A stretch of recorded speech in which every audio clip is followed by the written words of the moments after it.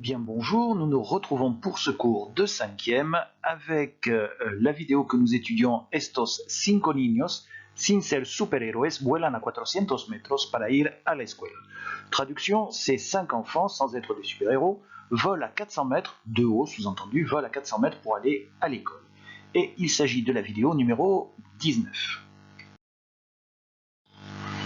Et nous nous retrouvons avec le travail à faire à partir du mercredi 3. Donc ne tardez pas trop puisque vous avez jusqu'au samedi suivant pour faire le travail si vous ne voulez pas être trop en retard. Alors je vais commencer en français par vous donner quelques explications sur le plan du travail à faire. Et je suis en train de voir que ici j'ai fait une faute, j'ai oublié le R. J'espère que je vais pouvoir rattraper la chose avant d'enregistrer. On va voir si je réussis et si j'y pense. Donc le plan de travail, c'est que nous allons commencer par voir le lieu et les habitants. Ensuite, nous allons voir le problème, puis le trajet. Et tout ça devrait nous permettre de travailler un audio. C'est-à-dire que je vous ferai écouter des extraits de la vidéo, mais uniquement le son. Et je vous proposerai peut-être soit un texte à trous qu'il faudra compléter, soit peut-être des questions sur ce que vous entendez. Si vous voulez revoir la vidéo, je vais faire apparaître une étiquette ici et vous pouvez, en cliquant dessus, aller voir cette vidéo. Voilà. Et normalement, ça devrait apparaître maintenant. Ensuite, nous allons commencer tout de suite par el lugar y los habitantes. El lugar, c'est un mot que je vous ai déjà souvent recommandé. Ça veut dire le lieu, l'endroit. Donc, c'est un mot d'un usage courant et régulier qu'il faut connaître. Los habitantes, pas de problème, pas de difficulté. Alors, qu'est-ce qu'on va apprendre sur le lieu et les habitants? Je commence par vous demander une question que j'ai déjà posée. En qué país se sitúa el video? Je vous remets la même carte en plus grand afin que vous puissiez lire le nom qui se trouve ici. Et je vous resignale le pays avec le drapeau du pays qui apparaît par-dessus. Et j'enlève pour que vous puissiez relire le nom. La dernière fois, certains d'entre vous ont marqué Mexique. Ce n'était pas le Mexique. Pourtant, je l'avais dit dans la vidéo, je l'avais dit, mais bon, on m'écoute jamais. Alors, deuxième question, que representa la photo? Que représente la photo? En fait, j'aurais dû dire l'image, parce que ce n'est pas une photo, c'est une image tirée d'une vidéo. Normalement, je devrais dire un photogramme, mais bon. Alors, on ne le voit pas très bien, mais si vous voulez retrouver cette image, c'est à 5 minutes 30 secondes du début. Ensuite, ¿cómo es la vegetación? Alors faites attention à l'écriture. Ici, vous avez un C, ne vous trompez pas. Plus un mot ressemble au français, plus il y a des risques de faire des petites erreurs d'orthographe. Donc, ¿cómo es la vegetación? Bon, pour résumer, je vous demande une couleur, grosso modo. Enfin, il y a d'autres solutions possibles aussi. ¿De qué lado del valle está el pueblo? De quel côté de la vallée est le village? Donc, vous avez votre vallée ici. J'ai symbolisé le village par là, parce qu'il n'apparaissait pas sur la photo. En réalité, je crois qu'il est par ici, si je me souviens bien de la vidéo. Mais bon. Donc, de quel côté de la vallée est le village? Je vous signale au passage que el valle, c'est un mot masculin. El valle.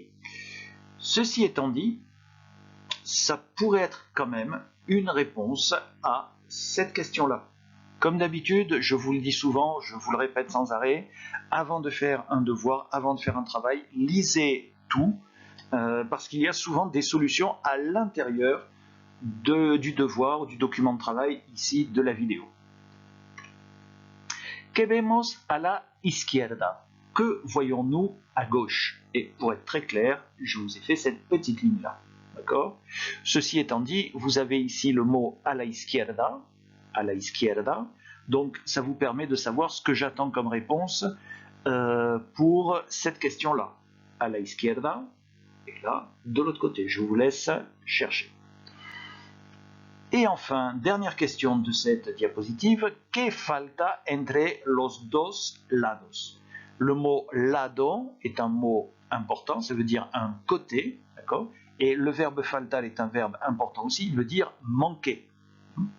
Donc, qu'est-ce qui manque entre les deux côtés? ¿Qué falta entre los dos lados? Je crois que j'ai dû mettre quelque chose pour être plus clair. Un petit indice discret. Voilà. Bon, en réalité, dans la vidéo, on vous explique qu'il y a un pont, mais qu'il est en très très mauvais état. Il devrait être réparé, il n'est pas réparé, donc en fait, personne ne passe dessus. J'aurais même pas dû vous le dire. Enfin bon. Et maintenant, qu'est-ce qu'on va faire?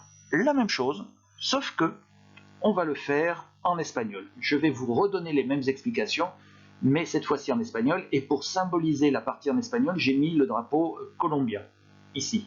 Enfin, colombien, peut-être colombien, équatorien ou vénézuélien, parce que les trois pays ont le même drapeau, parce qu'avant, au 19e siècle, ils formaient un seul pays qui s'est séparé en deux. Ils ont gardé le même drapeau. La seule chose qui change, c'est le symbole ou l'écusson qui se trouve sur le drapeau.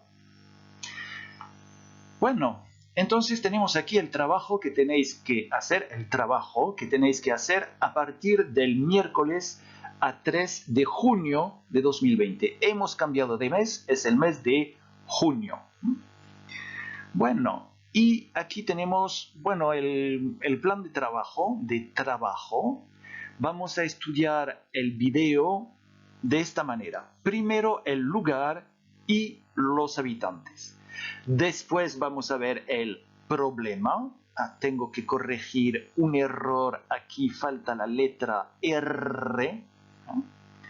Después vamos a estudiar el trayecto de los alumnos y terminaremos con un audio.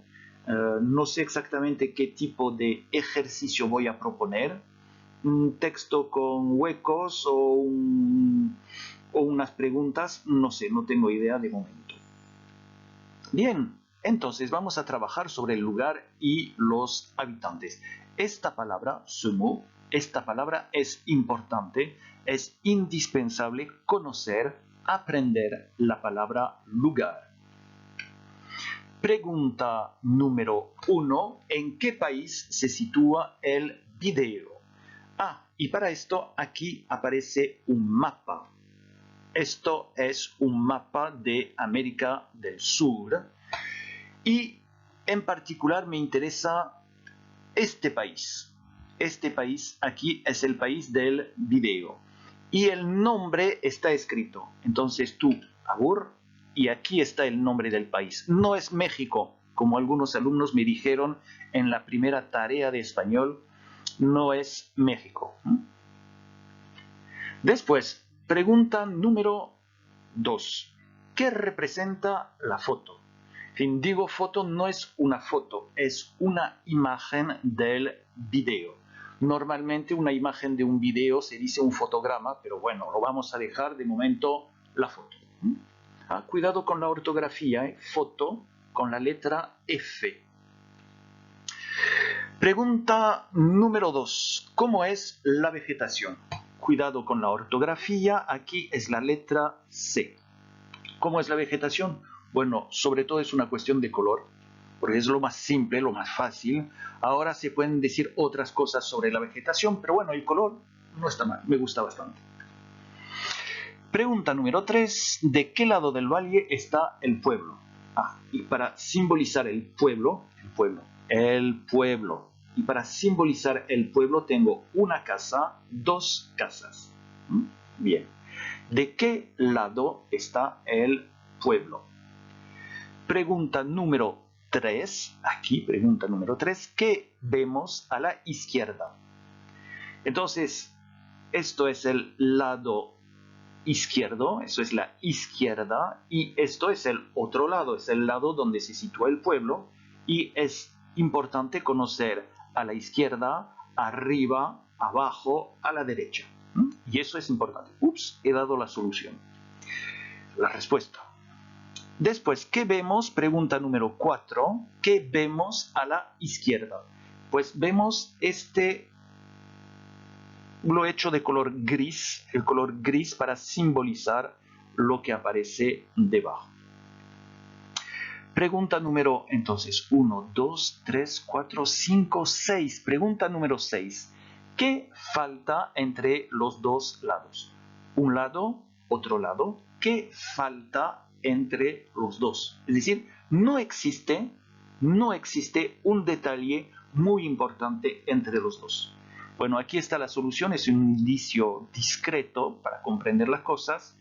Bueno, en realidad el puente existe, pero el puente está roto, no se puede pasar por el puente es peligroso, así que mejor no pasar. Lo dejamos ahí, pero bueno, yo he puesto este símbolo y he dicho falta porque me parecía más simple.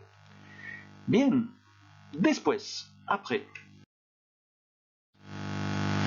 Alors là, normalement, je vais faire apparaître une petite étiquette avec une vidéo sur l'agriculture en Colombie et en particulier des femmes agricultrices en Colombie.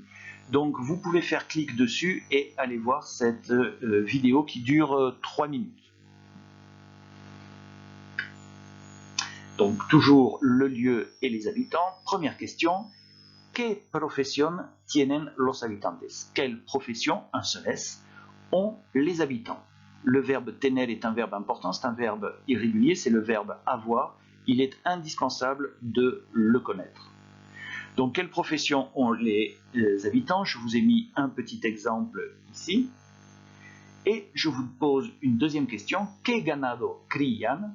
Quel bétail élève-t-il? Le verbe criar, c'est le verbe élever. Et ça, c'est le bétail. Question suivante. ¿Qué hacen con estos animales? ¿Qué pueden vender? Alors, que font-ils? Ça, c'est le verbe faire, important à connaître. Avec ces animaux, que peuvent-ils vendre? Bon, en fait, il s'agit de la même question. Je l'ai formulée de deux façons différentes, mais avec ces animaux-là, quand on en élève, on peut faire deux choses. Question numéro 4. Que font les enfants dans la deuxième image? Ici, qu'est-ce qu'ils sont en train de faire? Donc là, il va vous falloir du vocabulaire et il faudra que vous alliez chercher le mot qui vous manque, probablement un verbe, et il faut aller chercher ce mot et uniquement ce mot-là, pas la phrase complète, dans un dictionnaire ou dans un traducteur sur Internet. Et enfin, en bas, en rouge, parce que rouge, couleur du sang, du cœur, il faut l'apprendre par cœur, vous avez la conjugaison du verbe avoir au présent d'indicatif, qui est très irrégulière. Tener, ça donne au présent tengo, tienes, tiene, tenemos, tenéis, tienen. Je répète, tengo, tienes, tiene, tenemos, tenéis, tienen. Et c'est le verbe avoir, j'ai, tu as, il a, etc. Et maintenant, la suite de la vidéo en espagnol. Alors si par contre je vais faire apparaître ici une autre vidéo, même si je répète la même chose, attention, ici je vais faire apparaître une autre vidéo sur l'agriculture en Colombie. Alors celle-là elle est plus longue, mais le but c'est de vous montrer comment dire, qu'une petite exploitation agricole peut vivre ou peut faire vivre son propriétaire. Donc ça va apparaître normalement par ici. Y maintenant on passe al español. Ahora vamos a pasar al español y siempre estamos con el lugar y los habitantes. Y la pregunta número 1, ¿qué profesión tienen los habitantes? Podemos ver aquí a dos hombres que tienen una profesión con los dos hijos que aparecen aquí y bueno, podemos comprender la profesión de estas dos personas, de estos dos hombres. ¿Qué ganado crían? Entonces, esto es ganado, pero existen diferentes tipos de ganado. Y aquí tenemos un tipo de ganado. A ver qué crían. Dos preguntas. En realidad es una pregunta. Es una sola pregunta. ¿Qué hacen con estos animales? ¿Qué pueden vender? En efecto, cuando tenemos vacas, por ejemplo, pues esencialmente se pueden vender dos cosas. No voy a dar la solución, pero hay dos cosas. Una solución trágica para la vaca y otra solución que no es tan trágica. Pregunta número 1, 2, 3, 4. Pregunta número 4. ¿Qué hacen los niños en la segunda imagen? primera imagen, segunda imagen. ¿Y qué hacen los niños? Si es necesario, podéis buscar el verbo en internet, pero únicamente el verbo, no la frase completa. Eso está muy mal, pero que muy mal. Y por fin, abajo, de color rojo, como el corazón, porque en francés se dice apprendre par cœur, pues aquí no se dice tanto, pero lo he hecho para el francés, ¿no? Y porque se ve muy bien. Tenemos el verbo tener. El verbo tener es un verbo importante. Significa en francés avoir. Y aquí es el verbo tener en presente. Entonces, en presente se conjuga de la manera siguiente. Tengo, tienes, tiene, tenemos, tenéis, tienen. Repito. Tengo, tienes, tiene, tenemos, tenéis, tienen. Con esa pequeña música que gracias a ella es más fácil memorizar. Tengo, tienes, tiene, tenemos, tenéis, tienen. No es como una canción, lo mismo. Alors maintenant, toujours le lieu et les habitants. Et sur cette photo-là, enfin ce photogramme, je devrais dire, cette image, on va rester neutre, donde viven los habitantes del valle, où vivent les habitants de la vallée. Alors je vous rappelle que le mot vallée en espagnol est masculin. Ici vous avez la fusion de la préposition des et de l'article el. Los habitantes, pas de difficulté particulière, mais c'est le sujet qui dans une question se trouve après le verbe qui se trouve lui avant. Donc faites attention, quand vous répondez, il va falloir remettre le sujet ou le groupe sujet devant le verbe et après seulement vous mettez le verbe. Le seul mot qui disparaîtra dans votre réponse, c'est probablement l'interrogatif. Pas probablement, à coup sûr. Donc je vous laisse regarder ça, hein. Ça a ses particularités. Et question numéro 2, ¿qué hay alrededor de la casa? Ah, ce mot-là est très intéressant. Alrededor, ça veut dire autour. Qu'est-ce qu'il y a autour de la maison? Question suivante. Es decir, en qué no viven. Es decir, c'est une expression intéressante qui signifie, c'est-à-dire. C'est-à-dire, dans quoi ne vivent-ils pas? Oui, la formulation est un peu bizarre, mais je ne savais pas comment vous faire trouver la réponse. Et pour vous aider, pour m'aider moi-même, je vous ai mis ces deux images. Si, oui, no, non. Donc là, ils vivent dans quelque chose comme ça, et ils ne vivent pas dans quelque chose comme ça. Et je ne donne pas plus de détails. On voit quand même qu'il y a une certaine différence, ne serait-ce que du point de vue de la quantité. J'en ai déjà trop dit, je ne vais pas plus loin. Ça doit être la même chose mais en espagnol. Bim, gagné. Entonces, ahora que aparece la bandera colombiana, vamos a ver el lugar y los habitantes, siempre la misma cosa, y dónde viven los habitantes del valle. Entonces, el valle es masculino, es una palabra masculina. Aquí tenemos el grupo sujeto, y en la respuesta, en la respuesta aparece primero y después, número 2, el verbo. 1, 2. Bien, y aquí tenéis pues una casa del video y podéis ver lo que hay aquí alrededor. Alrededor es una palabra importante. Alrededor de. Alrededor de. ¿Qué hay alrededor de la casa? ¿Qué hay alrededor? Bueno. Pregunta número 3. Es decir, eso es una expresión importante, es decir, ¿en qué no viven? Bueno, no lo he formulado de manera muy...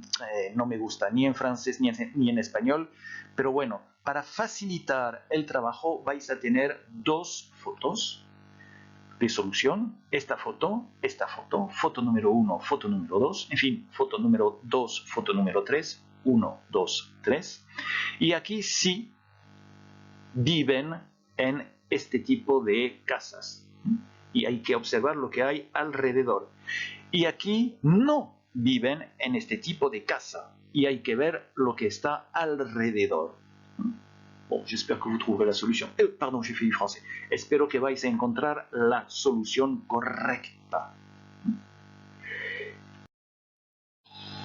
Et la salle de classe qui a été légèrement envahie avec le mot que vous préférez.